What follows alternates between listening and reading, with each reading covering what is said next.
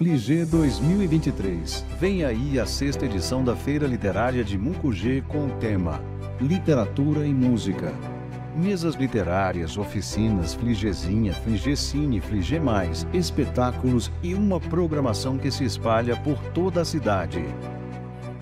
Fligê 2023. A gente te espera para mais esse lindo encontro. 16 a 20 de agosto em Mucugê. Cosmovisões Rítmicas da Terra.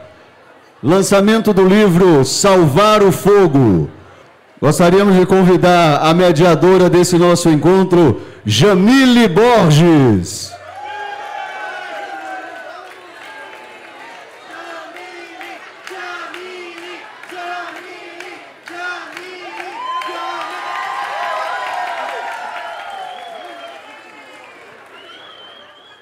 E agora, com muito respeito, com muita reverência à nossa ancestralidade, vamos receber com muito carinho, muito afeto, Glicéria Tupinambá.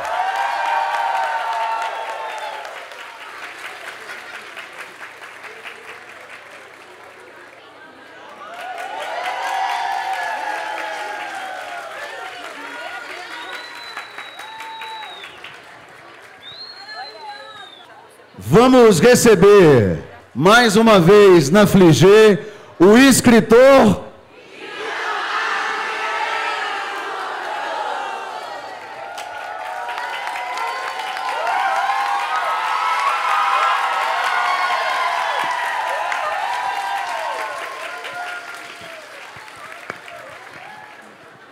Boa tarde.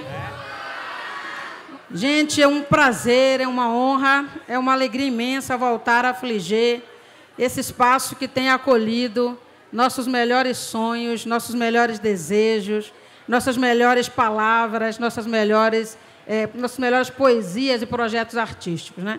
Então, em nome dessa equipe inteira da Fligê, que faz a Fligê acontecer, em nome de Esther, em nome de Valdenor, em nome de Zé Raimundo, em nome dessa equipe extraordinária, eu quero agradecer pelo convite de voltar aqui e voltar num momento riquíssimo. Nós estivemos aqui em 2019 com Itamar, lançando o Torto Arado, e agora voltando ainda mais no auge de uma carreira brilhante que está só começando. Hoje nós vamos falar sobre cosmovisões rítmicas da Terra, mas eu não poderia começar esse encontro hoje sem falar uma frase que eu acho que vai ser importante para o momento que nós estamos vivendo, em face, inclusive, da perda que nós tivemos de mãe Bernadette. Então, eu queria começar, antes de passar a palavra para Itamar, partilhar uma fala de duas mulheres pretas, artistas intelectuais, J. Mombassa e Michele Mathieuzi, quando ela diz o seguinte: aqui, nesse momento, desarmamos o nosso corpo coletivo e, como máquina de guerra, nós aqui desistimos de memórias trágicas, olhamos para a frente e continuamos um futuro onde possamos recriar a nossa existência. Nós resistiremos. Então, sem mais delongas, vocês vieram aqui para ouvir Itamar, vocês vão ouvir Itamar. Depois eu farei algumas considerações sobre esse trabalho tão importante, Salvar o Fogo, e depois passaremos, então, a nossa outra convidada, a Glicéria, que vai também fazer uma apresentação aqui para a gente. Itamar, a fala está contigo. Boa tarde a todos, todas, todes que estão aqui. É com muita satisfação que eu volto a Fligê. Mais uma vez, depois de 4 anos, encontrar esse espaço tão cheio de pessoas, né? Repleto de gente interessada em literatura, interessada em escrita, compartilhando conhecimento, compartilhando leituras, para mim é muito especial. Lembro ainda que quando eu estive aqui em 2019... acho que tinha poucos meses que tinha lançado o Torto Arado. Já naquele momento eu já encontrei um espaço muito repleto de pessoas, né? Repleto de gente interessada. E agora, reencontrar esse lugar tão especial, cheio de gente novamente, é muito bom. Eu queria aproveitar, porque eu acho que tudo aquilo que a gente faz, tudo aquilo que a gente fala, a maneira como a gente se porta no mundo, de fato reflete tudo aquilo que nós pensamos, né? E eu queria, neste momento, antes de começar aqui com as companheiras, com Jamile Borges, que eu conheci na universidade, essa intelectual brilhante que eu acompanho o trabalho há muito tempo. A Célia, que eu conheci há menos tempo, mas ela carrega essa força humana que eu vejo nas minhas personagens, sabe, Célia? Então, estar com você é estar com elas e eu queria te reverenciar aqui. Mas também aproveitar esse momento importante de reunião aqui de todos nós e homenagear e celebrar a existência e a vida de Dona Bernadette Pacífico.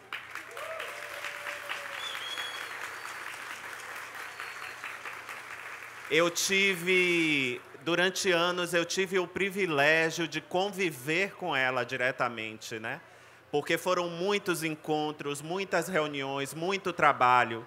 A última vez que eu estive na comunidade Pitanga de Palmares foi em dezembro de 2021, e eu fui recebido por ela com toda a generosidade que ela tinha, com um almoço, com tudo que tinha de melhor, né?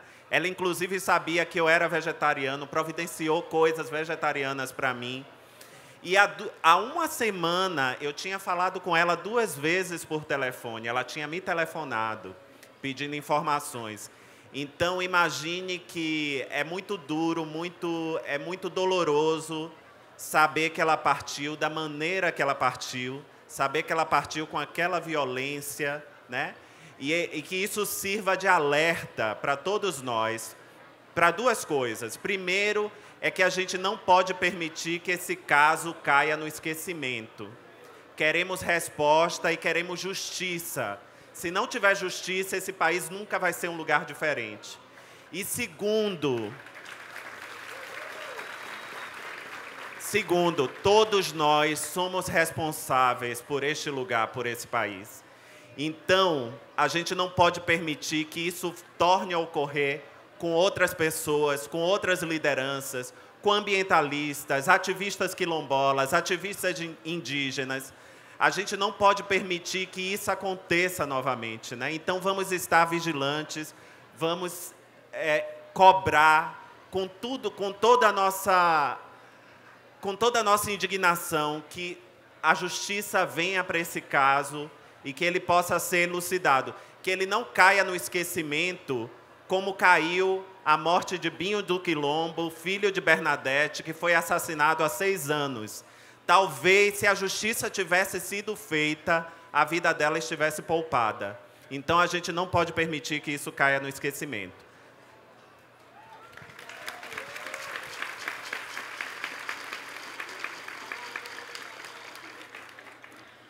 A gente queria que esse momento fosse um momento, né, de celebração, e já e está sendo um momento de celebração.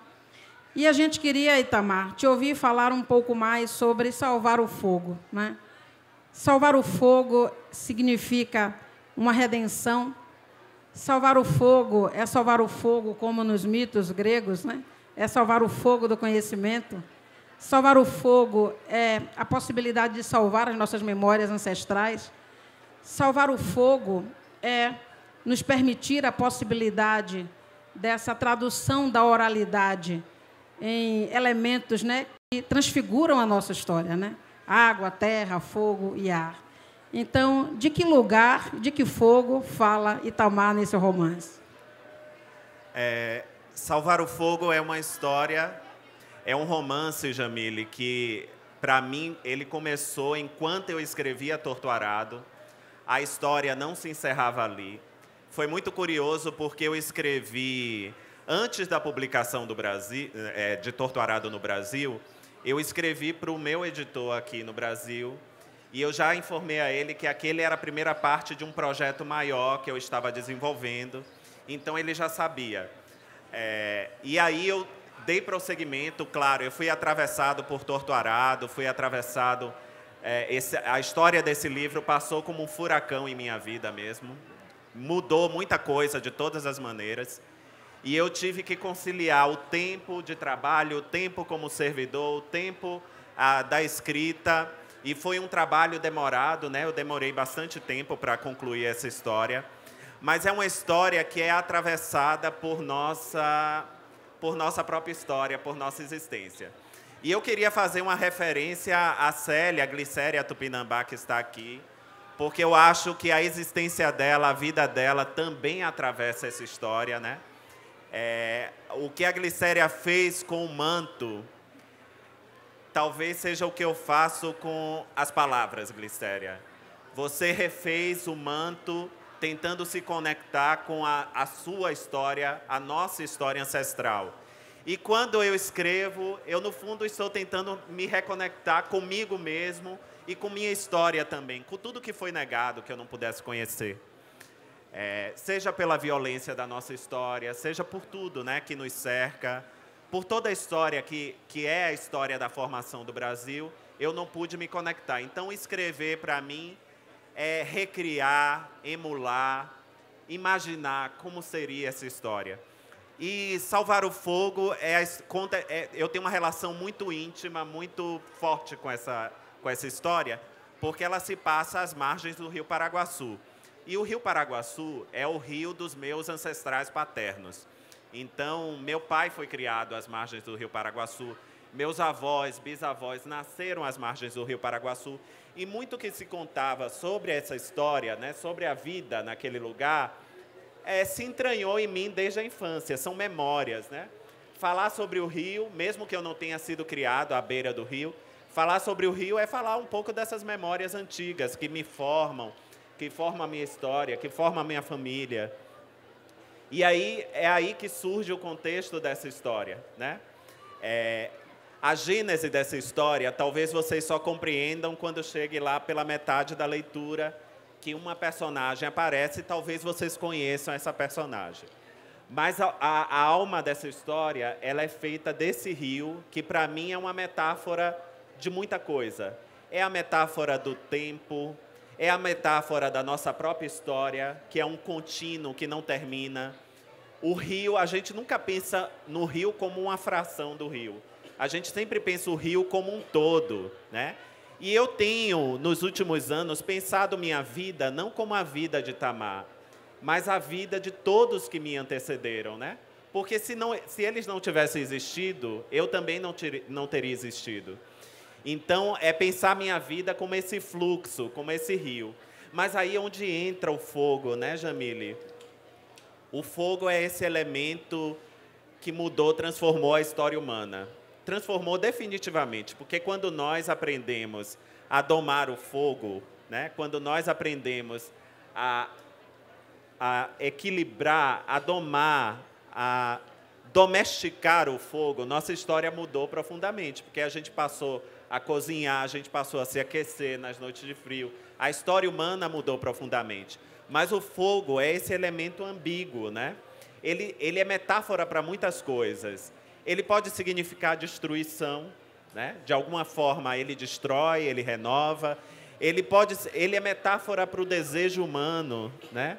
O desejo nós costumamos chamar de fogo. Na nossa língua, pelo menos, falamos, né? É o fogo, você está com fogo. É a metáfora do desejo humano, né?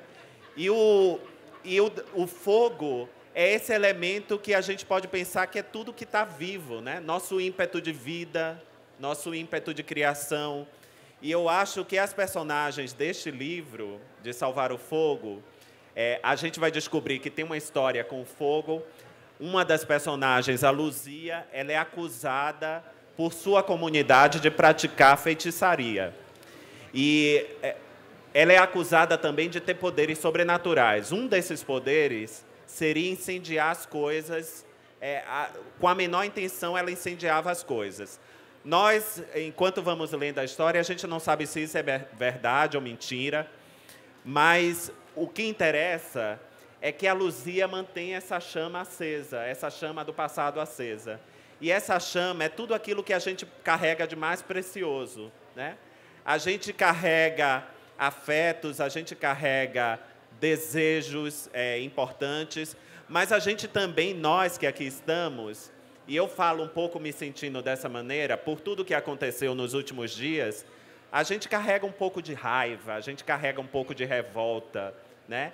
E isso também é importante para que a gente barre injustiças, para que a gente não permita que coisas que nos destruíram, que tentaram nos destruir no passado, tornem a nos destruir no presente. Então, o fogo é a metáfora desse elemento que é ambíguo, que pode significar a salvação, mas que também pode significar a redenção, a destruição, desculpe. Quando eu fui convidada para fazer essa mediação com o Itamar, eu fiquei me perguntando, Itamar já participou de trocentas feiras literárias, né? Ainda existe alguma novidade para ser dita ou para ser perguntada a Itamar? Então, eu fiquei tentando pensar na verdade, me deixar atravessar pelos dois romances, né? E aí eu fiquei pensando, basicamente, em duas provocações, né? Eu imagino que muito já tenha sido escrito e conversado a respeito desses romances. Então, o que eu vou tentar fazer, né, o que a gente vai tentar fazer aqui hoje nessa mediação, é oferecer algumas poucas notas sobre essa intranquila travessia literária que eu fiz através das páginas de Itamar. E foi uma travessia tempestuosa, porque você nos faz experimentar sentimentos ambíguos pelas personagens. Mistura em boa dose elementos como superstição, religiosidade, crença, morte, memória, escravidão, natureza, violência, ruína.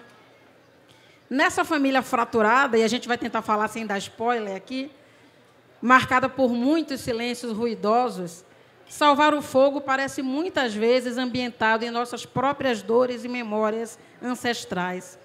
Como se cada parte do livro nos interrogasse sobre aqueles desejos e sonhos que estão empoeirados nos vãos da nossa alma e, ao mesmo tempo, nos impelisse a confessar e a delatar todas as interdições e maldições que botaram em nosso caminho para impedir o escape, a partida, a tomada de consciência. E aí eu vou chegar na primeira provocação. O tema desse encontro hoje são cosmovisões rítmicas da Terra. O que supõe para nós, sobretudo nós, né, pessoas pretas, afro-indígenas, ameríndias, né, um reaprender com os sentidos da convivencialidade nesse cosmos, a partir das batidas de uma desritmia violenta que tem sido produzida sobre os nossos corpos, especialmente os corpos femininos, negros, sempre alvos de grande violência da história. Aquelas a quem uma ciência anticolonial chamaria as insubmissas da história. Suas personagens eu vejo como essas mulheres insubmissas da história.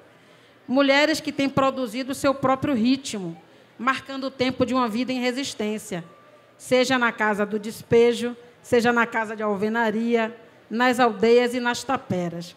Então, a primeira pergunta, a primeira provocação para você é: na tapera do Paraguaçu, onde vivem suas personagens, essas histórias são todas atravessadas por esse imaginário da maldição, e você já falou disso aqui, né? Como é que você operou com essa ideia da maldição? Essa maldição como um fantasma, né? E a gente vai ver isso aparecer em literatura de várias mulheres negras. Toni Morrison, Octavia Butler, fala sempre dessa personagem fantasmático que fica ali. E esse fantasma aparece também. Então, como é que você chegou nessa figura fantasmática que ronda suas personagens? Boa pergunta, Jamile. Essas personagens, é muito interessante porque eu tento, a partir da vida delas, que são pessoas simples, sempre me perguntam quem inspiram as suas personagens, né? Tá aqui uma inspiração, tá as mulheres da família, né? Tá mulheres como Dona Bernadette Pacífico, que se foi, muitas outras mulheres de luta, de fibra, mulheres insubmissas, né? Elas são, de fato, a inspiração para essas personagens, para essas histórias. Mas por que elas, né? Por que elas surgem nessas histórias? Primeiro, talvez seja a minha consciência intelectual e artística, de saber que neste tempo, eu não sou muito afeito a rótulos, mas eu sei que nesse tempo tem autores no Brasil, em outras partes do mundo, no Caribe, na América do Norte, em outros lugares, que têm escrito a partir dessa consciência contracolonial. Eu vou usar esse conceito que o Nego Bispo, um quilombola do Piauí, trouxe naquele livro que acaba de ser publicado, chamado A Terra Quer, a Terra Dá, e ele fala sobre a contracolonialidade, né? Ou seja, é a consciência da colonialidade, de toda a violência colonial, que ela ainda está entre nós, porque a colonialidade ela criou uma maneira de ver e habitar o mundo que é danosa, exploratória, né?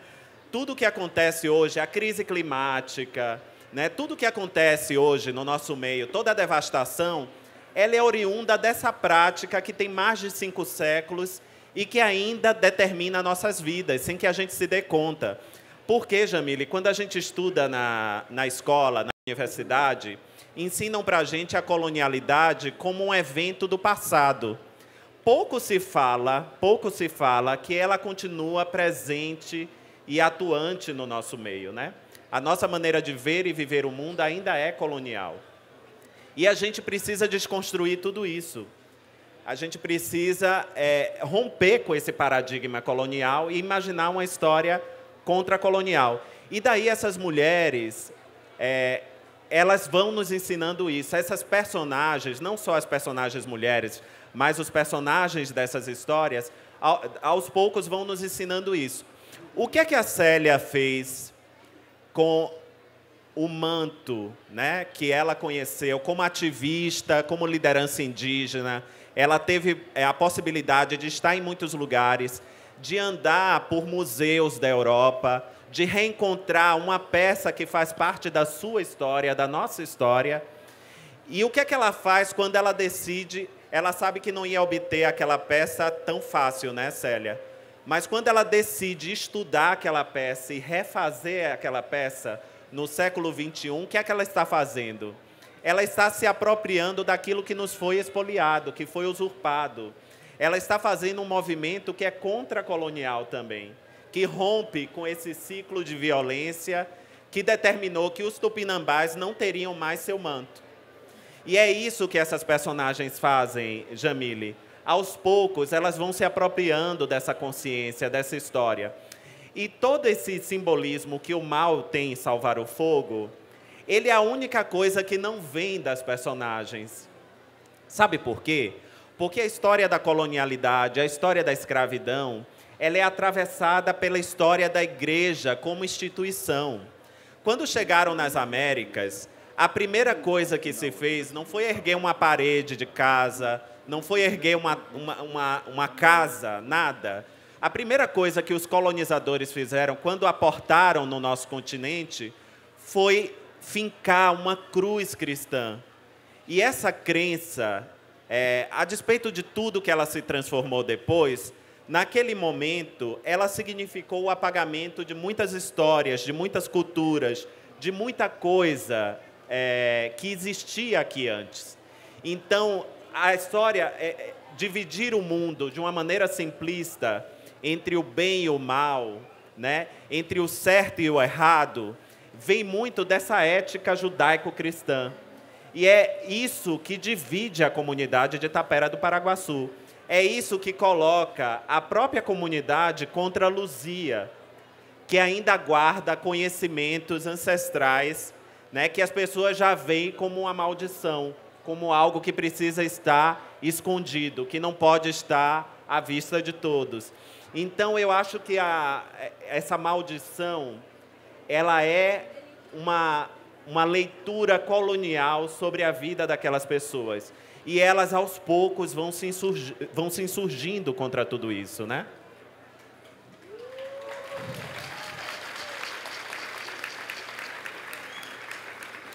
Eu vou fazer uma segunda provocação que tem a ver ainda com essa dinâmica que você traz agora. Eu gosto como ela fala, é provocação, não é pergunta. Não, porque se fosse pergunta, era um inquérito policial, né? Exatamente. Então... E a gente é da conversa.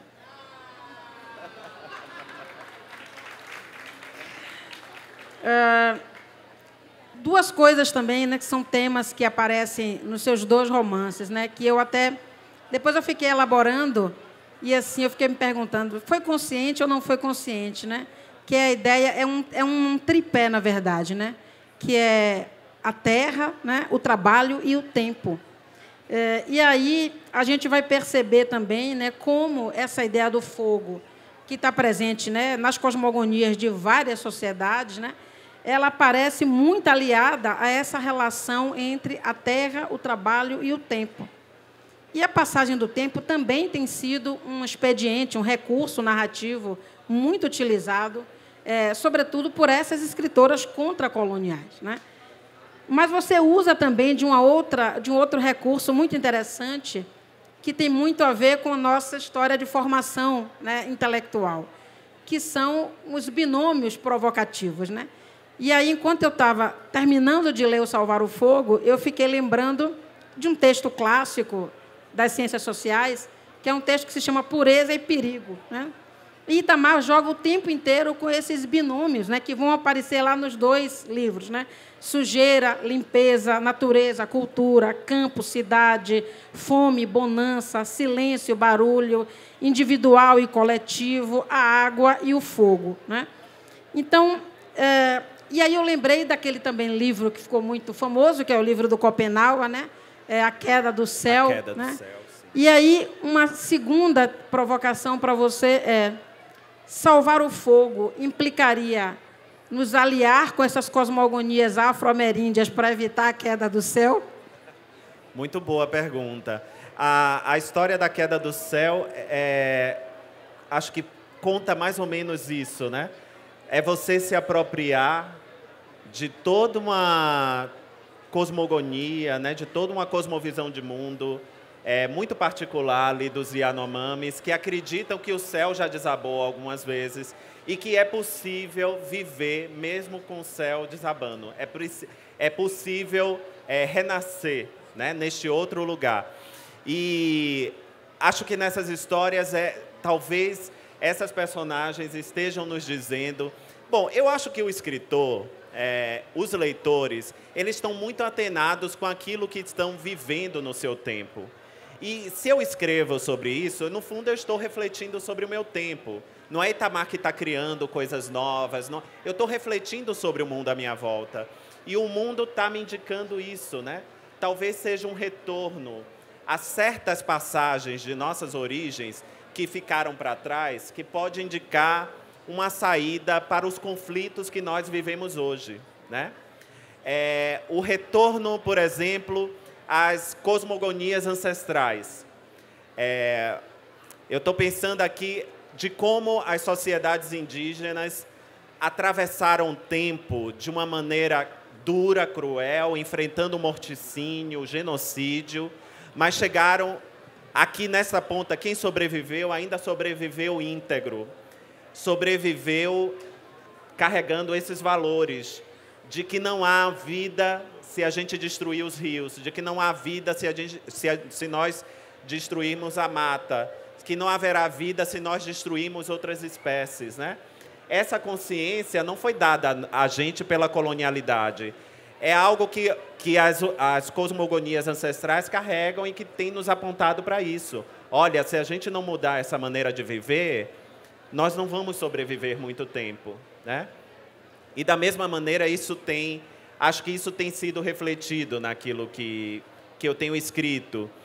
Aos poucos, essas personagens vão se apropriando do próprio mundo, da própria visão de mundo que ficou para trás. No caso de Torto Arado, ali há o jaré, né? Nós que estamos aqui na Chapada, mesmo quem não é da Chapada, conhece ou reconhece essa prática como uma prática, uma crença religiosa, uma crença que existe aqui na Chapada e que, durante meus anos de pesquisa, me fez entender que a vida não foi fácil para aquelas pessoas, mas poderia ter sido mais difícil se não existisse aqueles laços de solidariedade que a prática religiosa permitiu que eles tivessem. Da mesma maneira, em Salvar o Fogo, a Luzia ela tão calejada pela existência dela, pela vida dela em comunidade, de ser apontada como feiticeira, como bruxa, né? De ser apontada como um maligno, aquilo já passa a endurecer, ela já não faz diferença. E ela já não teme mais o que ela pode ver. Então, ela vai se reconectando de uma maneira orgânica ao sagrado, né? Porque esse também é um dos traços de destruição da colonialidade. Antes de chegar ao nosso continente, nós fomos... Aqui existia uma série de mitos, crenças, existências que foram destruídas. Ou seja, a colonialidade nos desconectou do sagrado. E talvez a gente se reconectando a esse sagrado, a gente encontre caminhos e saídas para dilemas atuais, dilemas da nossa existência que a gente, por mais que a gente tente, a gente não consegue superar. Então, essas personagens, aos poucos, elas vão se reconectando com esse mundo sagrado, com esse espaço sagrado. Mas o sagrado não como hierarquia, de poder.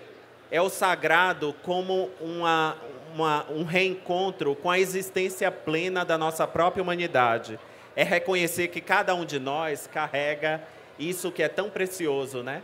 Que muitos vão chamar de muita coisa. São os afetos, esse lugar de solidariedade, é esse lugar de criatividade, porque veja como a criatividade ela pode ser libertadora, né? Ela pode ser maravilhosa. O conhecimento, a educação são caminhos de libertação. E descobrindo tudo isso, se reconectando com tudo isso, eu acho que a gente pode trilhar um futuro diferente. Acho que é isso que as personagens estão vivendo. E, de alguma maneira, isso reflete tudo que nós estamos vivendo hoje no nosso meio também. Antes de passar a palavra para a Glicéria, eu queria, inclusive, fazer uma consideração. Eu acho que Itamar diz uma coisa muito interessante, que essas experiências, né, que ele relata nos seus livros, são experiências, como eu disse, que parecem interrogar as nossas próprias memórias, né, da dor, essas próprias memórias ancestrais. Eu tenho insistido muito em o modo como os nossos projetos curatoriais, os projetos de museu, que são museus ainda muito coloniais, né, têm produzido aquilo que eu chamei de patrimonialização da dor. Então, são sempre experiências que reproduzem e perpetuam a história da escravidão, processos escravizatórios, em lugar de patrimonializar as experiências de luta e de resistência. Então, isso que nós estamos fazendo aqui é esse exercício, né, de tornar memorável essas experiências de resistência, patrimonializar as nossas lutas, patrimonializar as nossas produções.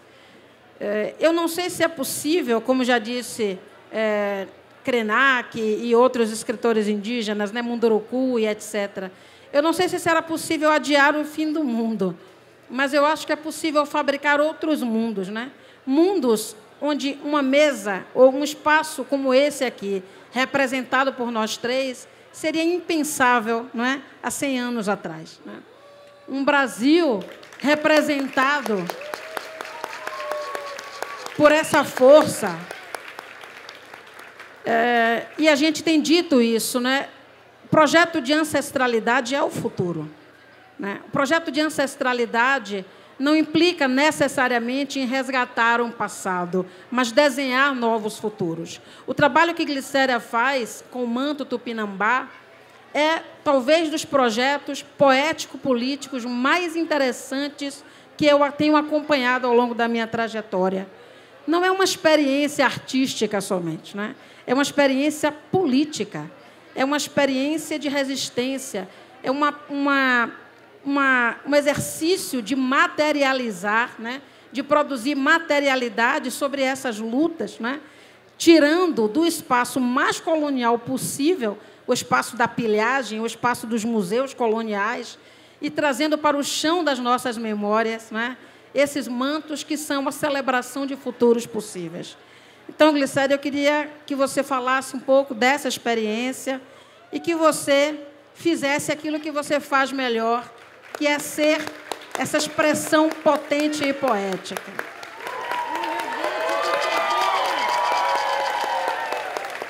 Tá funcionando? Oi, oi, oi, oi. Tá funcionando isso aqui, não? Oi. Mas eu falo que todo mundo escuta. Escuta, não? Oi, agora foi. Então, para iniciar, desculpa porque eu levanto, né? Eu sou uma pessoa que levanta, tem agonia, tem frivião. O professor é assim, né? Então, mas antes de tudo, a gente primeiro sauda os encantados, ao nosso Pai Tupã, né? Então, para isso, a gente faz 3 gritos.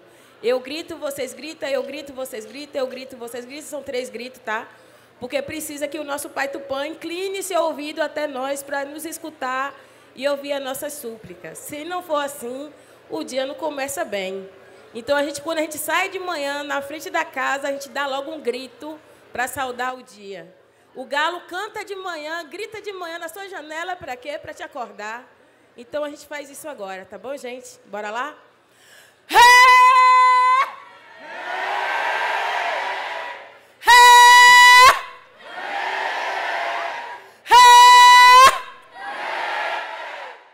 Muito obrigado. Que nosso Pai Tupã nos ilumine, nos abençoe, nos guie, abre nossos caminhos e abre as nossas mentes. Eu vou também fazer um canto aqui, que é da aldeia, que é dos nossos encantados, né? Oi, Deus o salve, oh Deus o salve, nossa aldeia, ia. Mas Deus o salve, mas Deus o salve, nossa aldeia, ia. Mas Deus o salve, mas Deus o salve, nossa aldeia, ia. Deus e salve Tupinambá, mas Deus o salve, mas Deus o salve, nossa aldeia, ia. Mas Deus o salve, mas Deus o salve, nossa aldeia, ia. Deus e salve os nossos rios, mas Deus o salve, mas Deus o salve, nossa aldeia, ia. Mas Deus o salve, mas Deus o salve, nossa aldeia, ia. Auere. Amém. Axé. Então, que os nossos encantados nos abençoem, nos guiem sempre, que esteja em nosso caminho. Porque eu trago aqui o feitiço do fio. É minha pesquisa, minha tese. E trago porque é através do fio e que foi através da aranha que ensinou as mulheres a fiar. Eu acho que esse fio e essa história da aranha, acho que atravessa todas as nações, todos os povos, desde os povos indígenas, povos africanos, nações, povos indígenas americanos do norte, né? De todos os lugares, essa aranha que nos fia e traz esses fios e que deixa esse dom, é um DNA no fiar da mulher. Essas mulheres que trazem esses dons na mão de fiar, espero que elas nunca deixem adormecer isso. Que outras pessoas não têm o dom de fiar, mas têm o dom de escrever. E eu acho que eu lendo o livro, Salve o Fogo, lá eu lembrei também, lendo outro livro, A Saga Tupinambá, e diz que nossos ancestrais, nosso povo, ao ver a lua sendo encobrida pela sombra da terra, que seria o eclipse, eles faziam uma oração. Diante da lua, falava goi, goi, goi. Salve, salve, salve. E minha mãe criou a gente, quando a gente começa a falar, ela ensinava a gente a falar isso, goi, goi, goi, goi. Todas as crianças, eu acho que no nosso tempo da roça, todo mundo falava goi, goi, goi. Só que nesse goi, goi, goi hoje, eu trago um presente da aldeia, que traz as cores da terra, que eu acho que um parente sem penas, ele não voa. E eu acho que quando eu vi aquele livro e vi que Luzia confeccionou um manto, e ela tinha um filho, né? E eles conversaram sobre o fogo. Mas quando ela faz o manto e que ela põe o manto, eu achei incrível aquilo, né? Porque eu acho que o que Luzia tinha que fazer mesmo era dar asa para os seus filhos.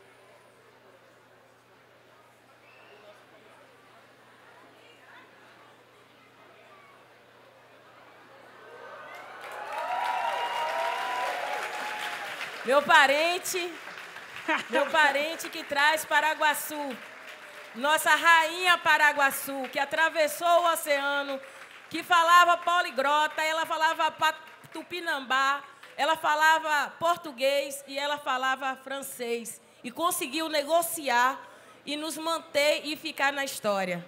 Então, você renova também Paraguaçu, que é um rio, que é um grande braço de mar. Então, eu fico muito feliz de você reviver todas essas histórias, essas personagens, e que tem muito a falar, muito a dizer. Eu poderia estar aqui falando muito mais sobre o manto, mas eu queria falar sobre você. O quanto que importante, e eu te vejo na escrita, e eu te vejo como parente. Eu te reconheço como parente. Eu te reconheço como um tupinambá. Então, não é qualquer coisa, não é qualquer escrita. Desde o dia que eu li o Torturado, que havia ali a voz dos encantados, eu falei, gente, como é que a pessoa escreve que não conhece a gente e fala da gente tão bem? Como a gente vive aqui.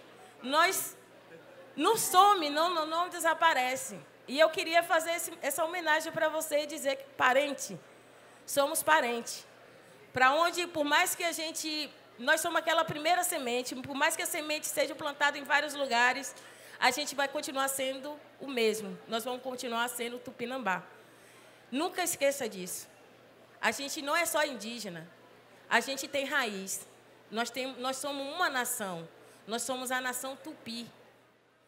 A gente é uma nação que está aqui porque a gente é fruto do ritual antropofágico. As pessoas não sabem o que significa esse ritual. A pessoa só fica até o abate. Mas eles não sabem o que foi que aconteceu antes do abate. Eles não sabem na história que aquele guerreiro que foi capturado, ele viveu 7 anos dentro de uma aldeia. Ele teve esposas e filhos. E ele teve direito, como tupinambá é honroso na sua justiça, ele tem direito até o choro. Existe honra no sacrifício tupinambá, porque ele não morre, ele encanta. Não é cefado uma vida, mas ele deixa as crianças seu fruto, que é para chorar aquela pessoa.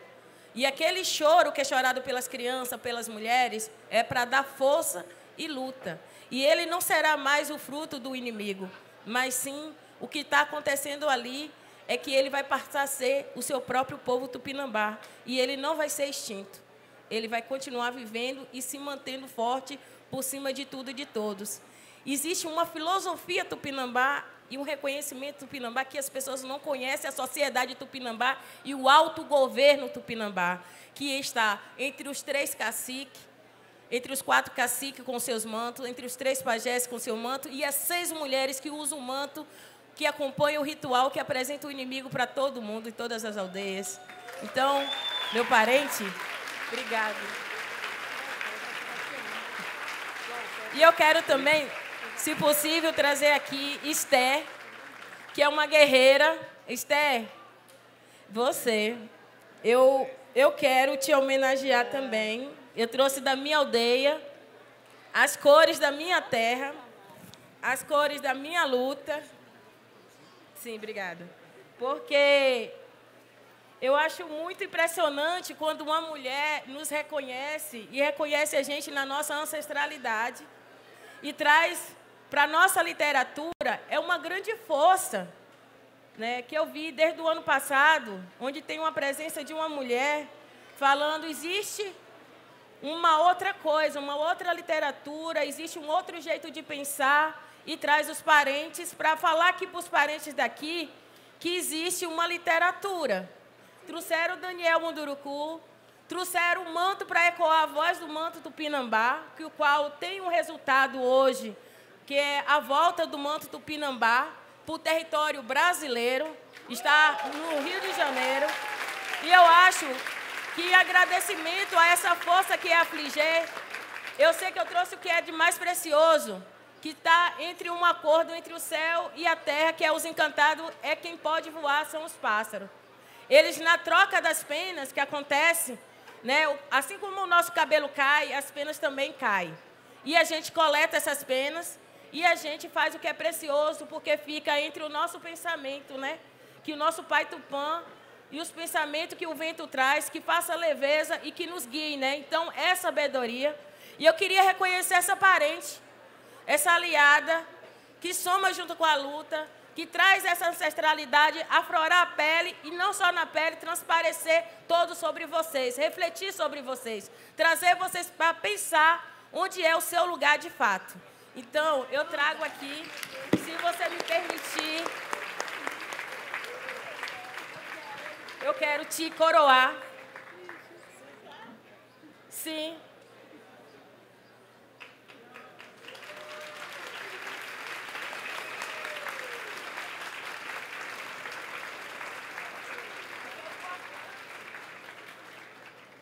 É muito importante, gente, a gente conhecer uma luta do nosso povo e que a gente tem que somar as forças, dar as mãos para aqueles que nos reconhecem, nos fortalecem, estamos de mão dadas na luta e que nos ajuda a escrever essa história.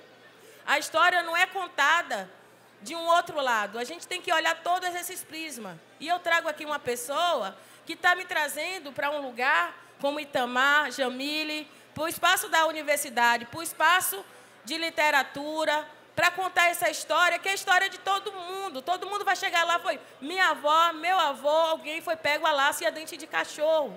Eu tenho uma história assim. Ah, mas eu não te reconheço porque tu tem um cabelo caracolado. Ah, eu não te reconheço porque tua pele é assim. Não, gente. A gente tem um corpo híbrido, mas foi porque é usado de forma errada. Nós apenas estamos aqui para somar. Na visão Tupinambá, no ritual nosso, não se divide, soma. Esse corpo que está aqui, que se eu tirar o cocal, vocês vão dizer uma mulher negra, é o resultado de um ritual antropofágico. É um casamento que aconteceu do meu avô com minha avó, que meu avô era indígena, minha avó não indígena. Teve o casamento da minha mãe, onde minha avó era indígena, meu avô não era indígena. Saiu os dois se encontraram, casaram, saiu eu. E eu saí com toda essa ancestralidade, porque eu nasci no pé da serra, na Morada dos Encantados, por mão de parteira. Então, eu acredito nisso e acredito na luta e que as pessoas são colocadas em nosso caminho. E você é uma pessoa de muita luz. E a gente soma sempre, e eu acredito que tem muito mais.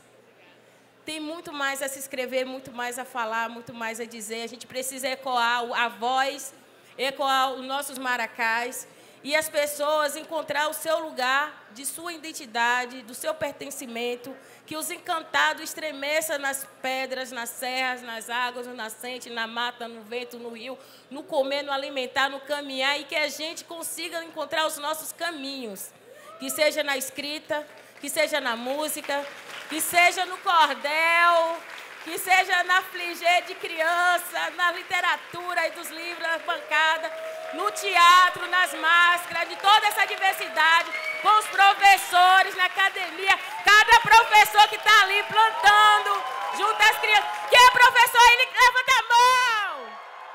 Todos vocês são dignos de tudo isso, representado por esse cocá que estão aqui em cima, gente.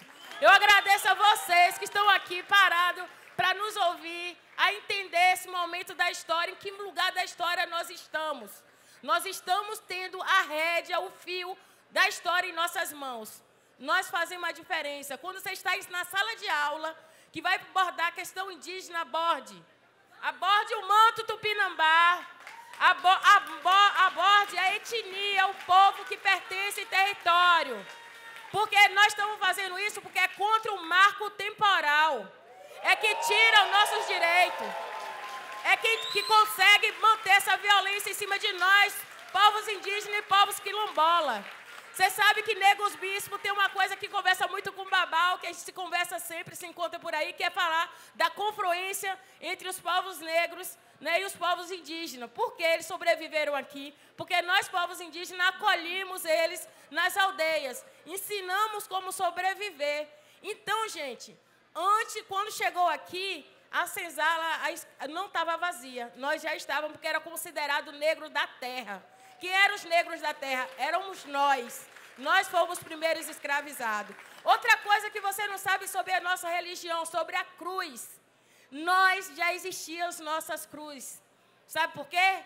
Existe uma representação da terra no céu.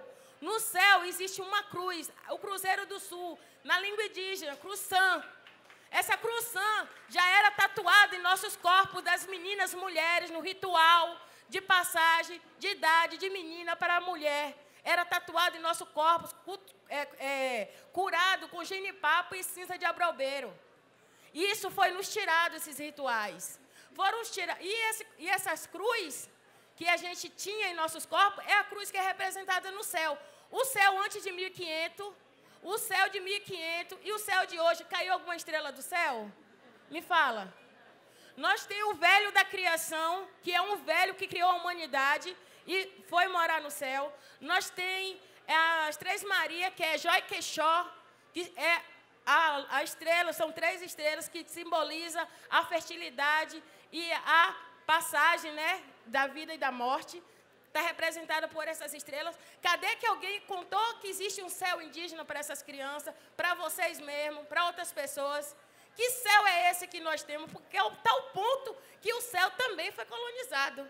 E como nos descolonizar disso? Isso é uma pincelada, né, para dizer, nós fomos colonizados, mas nós temos como rever esse fragmento. Então, todo mundo agora que é professor vai fazer arqueologia. Mas nas palavras, vamos encontrar o que significa isso.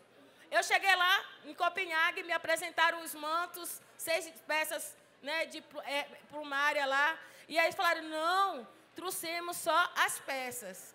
Aí eu lembrei que eu tive um encontro com o povo de terreiro, o povo Aquibanto, lá no terreiro lá do José da Gomeia.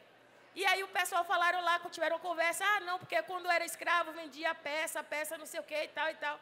E a peça era uma pessoa vendida e media não sei o que e tal e tal. Aí eu falei, Aí quando chega cá que eu vou ver os mantos, vai falar, não, porque só veio as peças.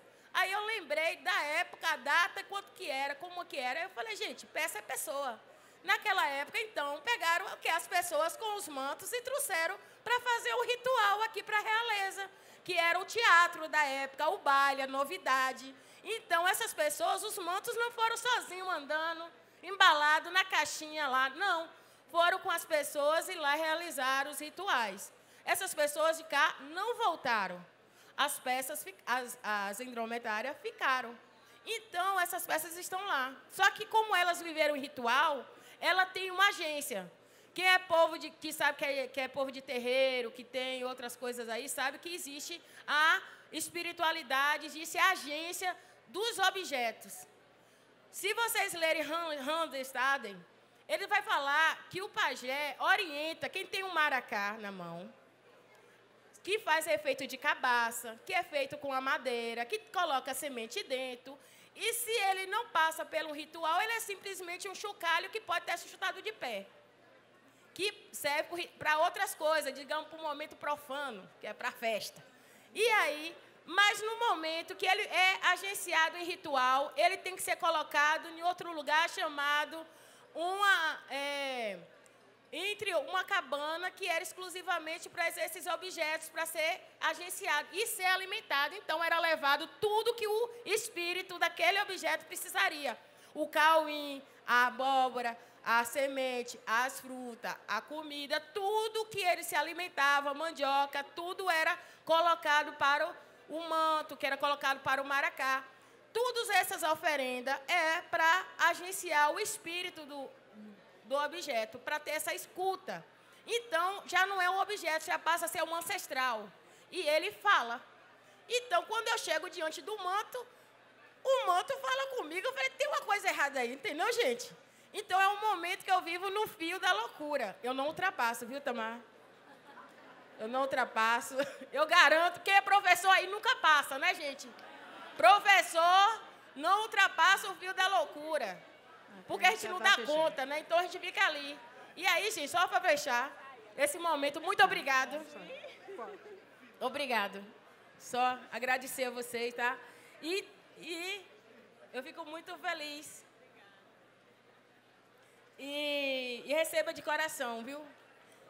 Então, professor, quando a gente encontra essas peças, não são simplesmente peças, são 11 mantos que está retratado, tem 2 desaparecidos, um que está com a Rainha Elizabeth.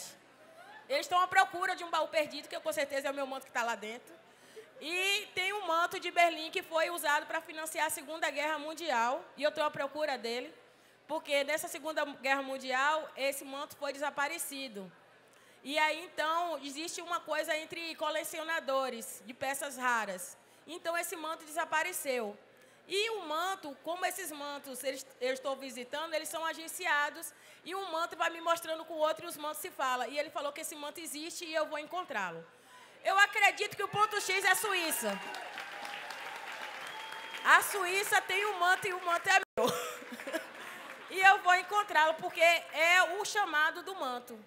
Ele chama, sabe? É uma coisa que ou eu vou, entendeu? Não tem outra opção. A gente tem um chamado e é escutar.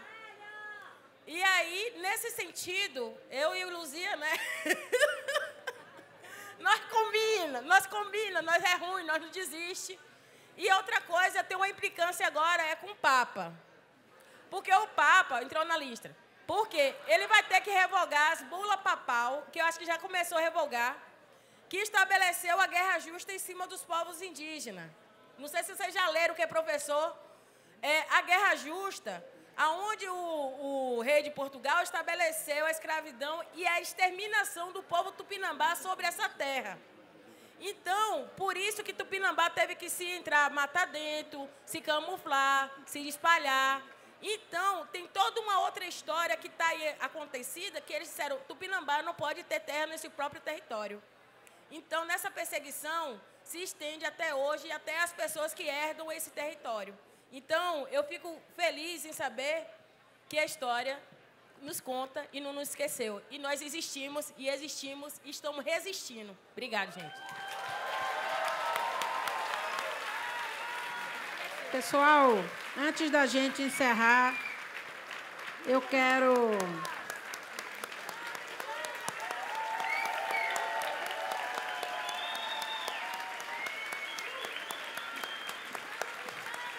Que encontro.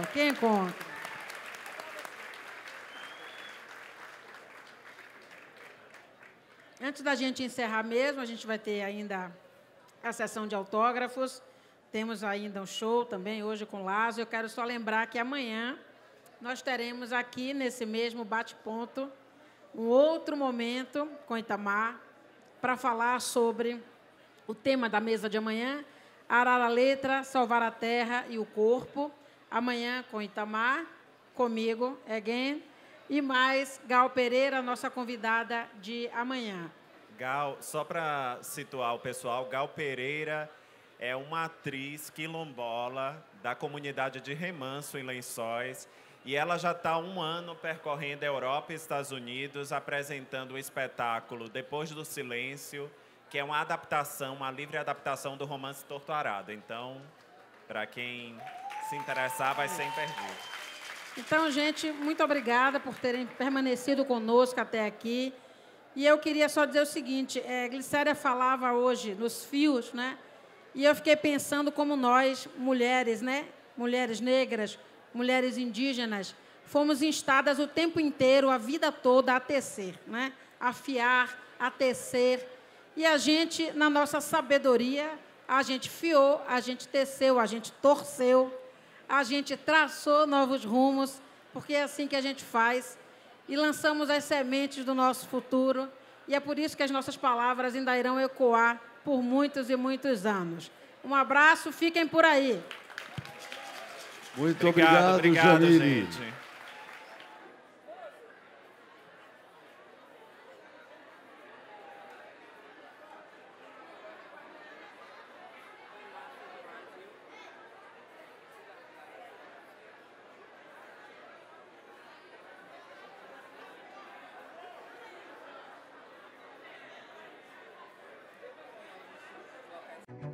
Fligê 2023. Vem aí a 6ª edição da Feira Literária de Mucugê com o tema Literatura e Música. Mesas literárias, oficinas, Fligêzinha, Fligêcine, Fligê Mais, espetáculos e uma programação que se espalha por toda a cidade. Fligê 2023. A gente te espera para mais esse lindo encontro. 16 a 20 de agosto em Mucugê.